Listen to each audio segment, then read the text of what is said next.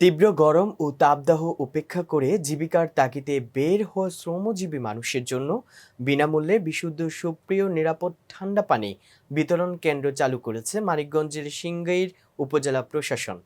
তীব্র তাপদাহে পর্যাপ্ত পানি পান করুন, সুস্থ থাকুন, এই প্রতিপাদ্যকে সামনে রেখে উপজেলা পরিষদ সংলগ্ন শহীদ রফিক সরণিতে গতকাল সোমবার দুপুরে সুপেয় ঠান্ডা পানি বিতরণ কেন্দ্র সরবর উদ্বোধন করেন জেলা প্রশাসক রেহনা আক্তার।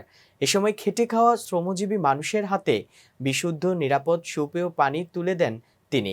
পানি বিতরণ কেন্দ্র সরবর উদ্বোধনী অনুষ্ঠানে উপজেলা নির্বাহী অফিসার ইউএনও পলাশ কুমার বসু, সহকারী কমিশনার ভূমি মোহাম্মদ হাবিবুর রহমান, উপজেলা প্রেস ক্লাবের আহ্বায়ক মোবারক হোসেন, সদস্য সচিব সুজন মোল্লা, উপজেলা ভূমি অফিসের সার্ভেয়ার মোহাম্মদ উজ্জ্বল হোসেন ও সার্টিফিকেট সহকারী নাজির চৈতন্য চন্দ্র শীল সহ সেবাগ্রহীতা বিভিন্ন শ্রমজীবী মানুষ উপস্থিত ছিলেন।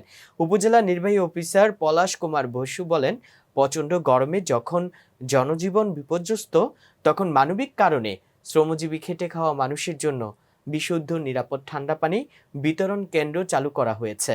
তীব্র তাপদাহ যতদিন থাকবে, বিশুদ্ধ নিরাপদ ঠান্ডা পানি বিতরণ কার্যক্রম ততদিন চলবে।